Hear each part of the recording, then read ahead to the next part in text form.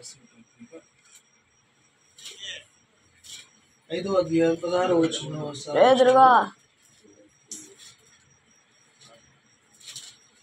అపోస్తలుడైన పౌలు గారు తెస్సలోనికీయులకు రాసినటువంటి మొదటి పత్రిక 5వ అధ్యాయం 16వ వచనం ఒకసారి మనం ధ్యానించుకున్నాం.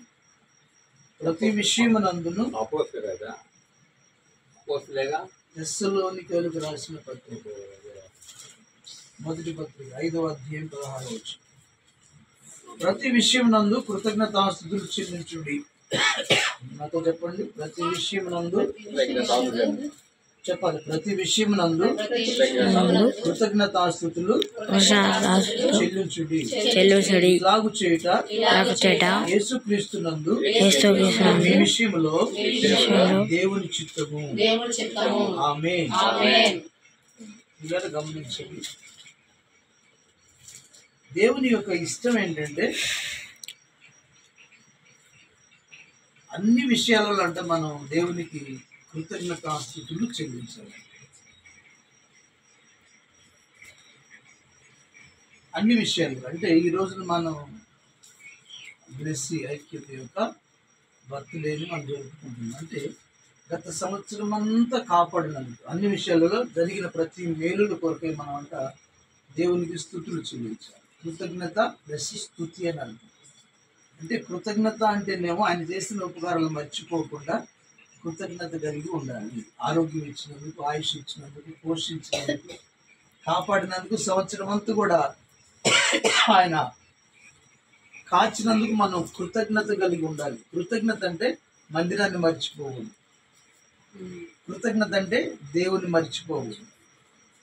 కృతజ్ఞత అంటే ఆయన చేసిన ఉపకారాలను దేనిని మర్చిపోకుండా మనం దేవుని ఆరాధించే విధంగా ఉండాలి. మందిరానికి వెళ్ళాలి, దేవుని ఆరాధించాలి, స్తుతించాలి. ఆయన మన కానుకలు ఈ సంవత్సరం అంతా బిడ్డను కాపాడినందుకు కృతజ్ఞత కానుకలు కూడా దేవునికి ఇవ్వాలి. కృతజ్ఞత అర్పణలు అర్పిస్తూ ఆలయంలో ప్రవేశించుడి అంటాడు 100వ కీర్తన. దేవునికి స్తోత్రం. కాబట్టి అన్ని విషయాలలో మనం కృతజ్ఞత కలిగి ఉండాలి. ఒకటి దేవునికి ఇష్టం. బాగా గుర్తుపెట్టుకోండి.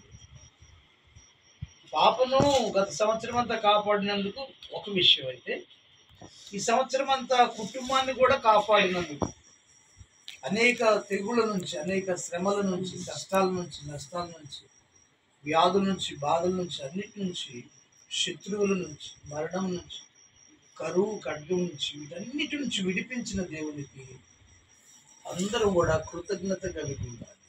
అంటే దేవుని మర్చిపోకూడదు, ఆయన ఉపకారాలు మర్చిపోకూడదు, ప్రార్థన మర్చిపోకూడదు అని అర్థం పిల్లలు. దేవునికి స్తోత్రం.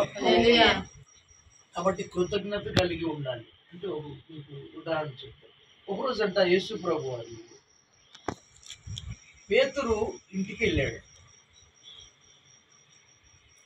వెళితే పేతురు అత్తంట భయంకరమైన జ్వరంతో బాధపడతా ఉంది. ఆ జ్వరంతో బాధపడుతుంటే యేసు ప్రభు వారు వెళ్ళి ఆమెను అలా చెయ్యిని ముట్టుకున్నాడు. స్తోత్రం చెప్పండి. అలా చెయ్యిని ముట్టుకున్న వెంటనే ఆమె జ్వరం విడిచిపోయింది. ఆ జ్వరం విత్ ఇన్ సెకండ్స్ లో ప్రభు వారు అలా ముట్టుకున్నాడు, జ్వరం వెళ్ళిపోయింది, ఆమెకు జ్వరం తగ్గిపోయింది. ఇలా అప్పుడు వెంటనే పేతురు అత్తగారు ఏం చేశారంటే యేసయ్య కూర్చోబెట్టి ఆయన పాదాలు ఉత్తుతావు. దేవునికి స్తోత్రం చెప్పండి. అంటే ఆయన పాదాలు పరిచర్య చేస్తావు. వెంటనే మర్చిపోకూడదు. కృతజ్ఞత కలిగి యేసయ్యను కదా, యేసయ్యను ఏం చేస్తుందంట ఉపకారం చేయాలి. ఉపచారము అంటారు. ఏమంటారంట ఉపచారం. దైవదాసుని పాదాలు అలా కూర్చుందంట. దేవునికి స్తోత్రం చెప్పండి. కాబట్టి ఆమె వెంటనే జ్వరం తగ్గిన వెంటనే మర్చిపోకుండా ప్రభా నాకు జ్వరం తగ్గిపోయిందని ఆయన పాదాలు ఒత్తుగా పరిచర్య చేస్తాం. మనం కూడా పిల్లరా ఆయన చేసిన ఉపకారాలు మర్చిపోకుండా దేవుని పని చేసే పిల్లలు. యేసయ్య పని. ఈరోజు యేసయ్య నీకు కనిపించడు, కానీ కనిపించే యేసయ్య ఎవరంటే దేవుని మందిరమే. దేవునికి స్తోత్రం చెప్పండి. కాబట్టి తప్పకుండా దేవుని పనిలో మనం ఒక పాలిభాగస్తులుగా ఉండాలి. అది కృతజ్ఞత అంటే. దేవుని స్తోత్రం. మరొకసారి కృతజ్ఞత గురించి చెప్తున్నాం. మనం అన్ని విషయాలలో కృతజ్ఞత కలిగి ఉండాలి. ఏమి చెప్పండి ఏంటంటే పాపని సంవత్సరం అంతా కాపాడినందుకు మనం ఎలా ఉండాలంట?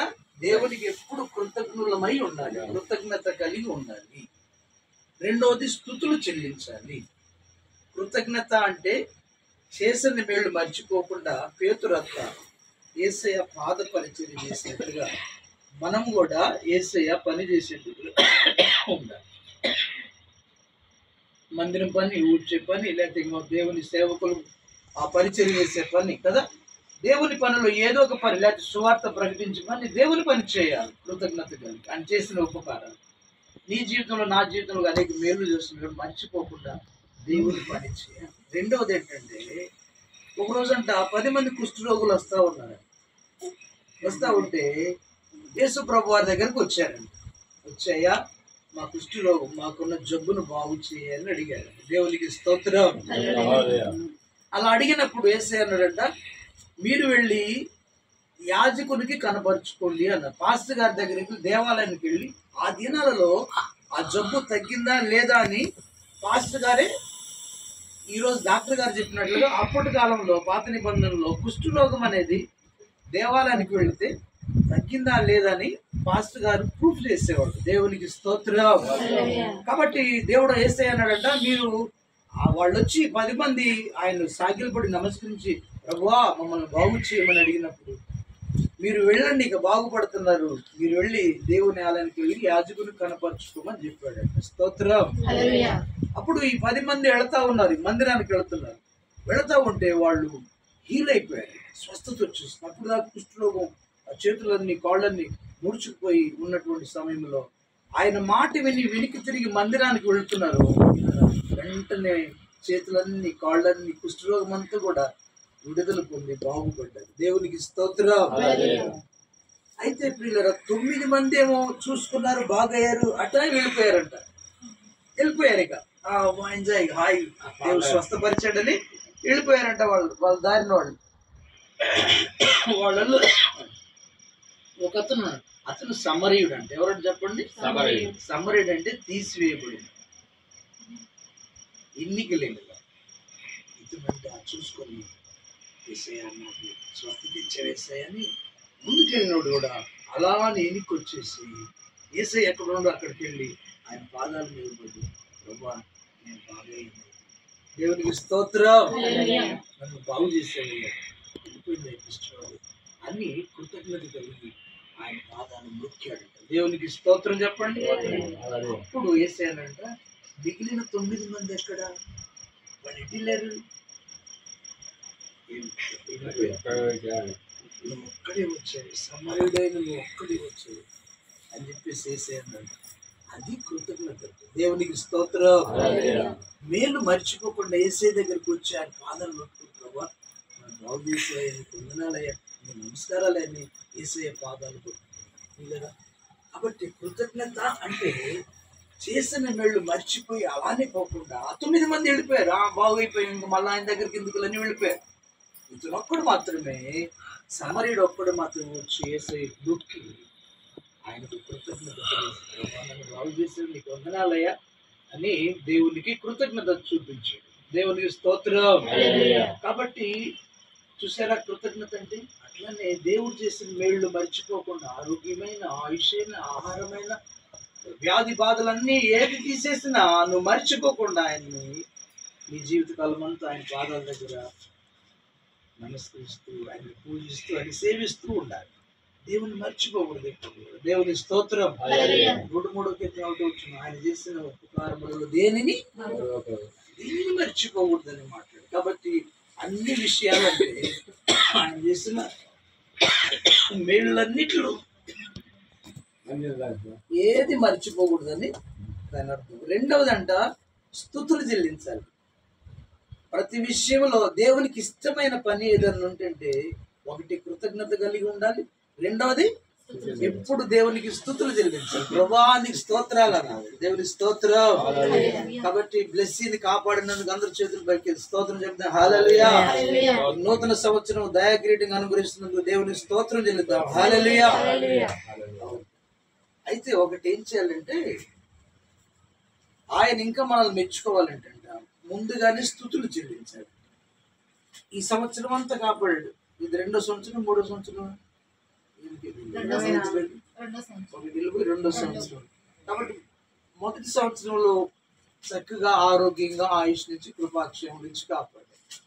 ఇప్పుడు గత సంవత్సరం అంతా కాపాడినందుకు మనం స్థుతులు చెల్లించాలి. రాబోతున్న సంవత్సరంలో కూడా ముందుగానే మనం స్థుతులు చెల్లిస్తే ఇంకా మనల్ని ఆయన కృపలో దాచుకుంటాం. దేవునికి స్తోత్రం. యేసు ప్రభు వారు ఒక రోజు ముందుగా స్తుతి చెల్లించాలన్న. ఇప్పుడు మనకు అనారోగ్యం ఉంది. ప్రభు నన్ను బాగు చేసినందుకు నీకు వందనాలని ముందుగానే స్తుతులు చెల్లించాలి. అప్పుడు దేవునికి ఇష్టమైన పని అన్నమాట. అన్ని విషయాల్లో దేవునికి స్తుతి యాగం చేయడం చాలా ఇష్టమైనది. మన దేవతల నైవేద్యాలు పెట్టడం, ఆ పాయసం ఎంతగా ఇష్టంగా తింటామో, దేవునికి ఇష్టమైన నైవేద్యం ఏంటంటే నువ్వు స్తుతులు చెల్లించు. అర్థమైందమ్మా? దావీదు అంటాడు, నా నోరు నీ నీతిని గూర్చి నీ కీర్తిని గూర్చి దినమెల్లా సల్లాపించు. అంటే ఎప్పుడు మన ఆత్మ భగవానికి స్తోత్రాలని స్తుతులు చెల్లించాలి. అది దేవునికి ఇష్టమైన నైవేద్యం. దేవునికి స్తోత్రం.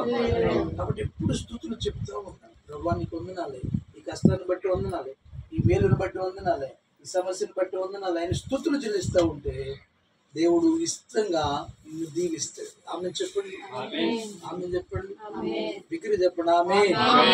కాబట్టి మనం ఏం చేయాలంటే బ్లెస్సీని సంవత్సరం అంతా కాపాడాడు.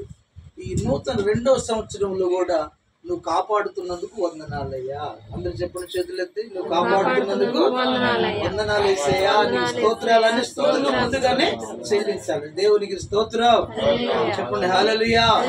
కాబట్టి రాబోతున్నటువంటి ఈ నూతన సంవత్సరంలో ఆమెకు దయా కిరీటాన్ని ఇచ్చి, ఆయుష్ను దయా కిరీటం, ఆహారాన్ని దయా కిరీటం, ఆరోగ్యాన్ని దయా కిరీటం, సమస్తాన్ని జ్ఞానం వివేకములు ఆయన ఇచ్చి కాపాడుతున్నాడని మనం దేవునికి ముందుగానే స్తుతులు చెల్లించాలి.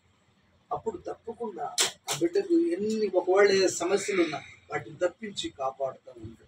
కాబట్టి ముందుగా స్తుతి చెల్లించడం దేవునికి చాలా ఇష్టమైన అద్భుతం. జరగక మునిపే దేవునికి స్తుతులు చెల్లించినప్పుడు దేవునికి చాలా ఇష్టమైన కార్యం. దేవునికి స్తోత్రం. కాబట్టి అన్ని విషయాలలో దేవునికి ఇష్టమైన కార్యం ఏంటంటే కృతజ్ఞత కలిగి ఉండాలి, దేవునికి స్తుతులు చెల్లిస్తూ ఉండాలి. అందుకే పాటలు పాడుతుంటాను. కీర్తనలు దినమెల్లా నేను పాడనండి. దినమెల్లనే పాడిన కీర్తించిన నీ రుణము తీర్చగలనా, కొనియాడి పాడి నీ సాక్షిగానే ఇలలో జీవించనా, జీవించనా. దినమెల్లని పాడినా, దినమెల్ల పాటలు పాడుతూ ఉంటారు. ప్రభువానికి స్తోత్రాలయాన్ని స్తుతులు చెల్లిస్తూ ఉంటారు. దేవునికి ఇష్టమైన నైవేద్యం స్తుత్యాగం అనేది దేవునికి చాలా ఇష్టం. కష్టంలో కూడా మనం ఆయనకి స్తుతులు చెల్లిస్తే చాలా ఇష్టం ఉంటారు. కాబట్టి స్తుతులు చెల్లించే బిడ్డలుగా ఉండాలి. ఒకటి, ఆయన చేసిన ఉపకారం మర్చిపోకుండా కృతజ్ఞత కలిగి ఉండాలి. నీ జీవితకాలం అంతా కూడా కష్టంలోనైనా మేలులోనైనా స్తుతులు చెల్లించాలి. దేవుడు అలానే ఇంకొకటి ఏంటంటే పాపకి ఇచ్చే ఆయుష్కాలం అంటే దేవుని యొక్క దయ అంట. కాబట్టి ఆయన నూతన సంవత్సరం అంట 65:11 కీర్తనలో నూతన సంవత్సరమును నేను దయా కిరీటంగా అనుగ్రహిస్తున్నాను. దేవునికి స్తోత్రం. మన ఆయుష్కాలం ఆయన దయ, మన ఆరోగ్యం ఆయన దయ, మన ఆహారం ఆయన దయ, మన సమస్తము కూడా ఆయన దేవుని యొక్క దయతో మనం ఈ లోకం ఉనికి కలిగి ఉన్నాం, చెల్లిస్తున్నాం అన్నట్టు. కాబట్టి ఇంకోటి ఏంటంటే తల్లిదండ్రులు పిల్లలను చాలా జాగ్రత్తగా పెంచాలి. దేవుని మందిరానికి తెస్తూ దేవుని భక్తిలో బైబిల్లో పిల్లలను పెంచినప్పుడు వాళ్ళంట బాల్యంలో బాలుడు తాను నడవవలసిన త్రోవను వారికి నేర్పుతానంట. వృద్ధాప్యంలో కూడా తప్పిపోడంట. దేవునికి స్తోత్రం. పిల్లలను దేవుని మార్గంలో సన్మార్గంలో నడిపించాలి, మందిరానికి తీసుకురావాలి, మందిరం ప్రభువుకి సమర్పించాలి,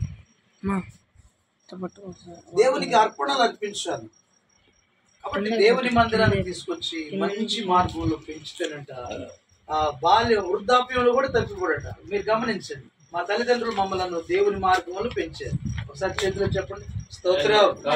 మా తల్లిదండ్రులు మమ్మల్ని ఏం చేశారు? దేవుని మార్గంలో పెంచారు. మందిరానికి వెళ్ళయ్యా, వాక్యం చదువుకోయా, ప్రార్థన చేయా అని మా తల్లిదండ్రులు మమ్మల్ని ఆ చిన్నతనంలో నేర్పారు. అది ఇప్పుడు కూడా మేము తట్టుకోకుండా వేసి ఆరాధించుకుంటాం. కాబట్టి పిల్లలను చక్కటి మార్గంలో తల్లిదండ్రులు పెంచాలి. రెండవది, తల్లిదండ్రులు పిల్లల కోసం ఉదయాన్నే లేచి ప్రార్థించాలండి. స్తోత్రం చెప్పండి. మందిరాన్ని నడిపించాలి, చక్కటి మార్గం నడిపించాలి, వాళ్ళకి మంచి బుద్ధులు నేర్పించాలి. రెండోది, ఉదయాన్నే లేచి లేకపోతే మధ్యరాత్రులు లేచి పిల్లలు రెండు చేతులు ఎత్తండి, పిల్లల కోసం ప్రార్థించే తల్లిగా ఉండాలి. స్తోత్రం చెప్పండి, చేతులు ఎత్తి హల్లెలూయా.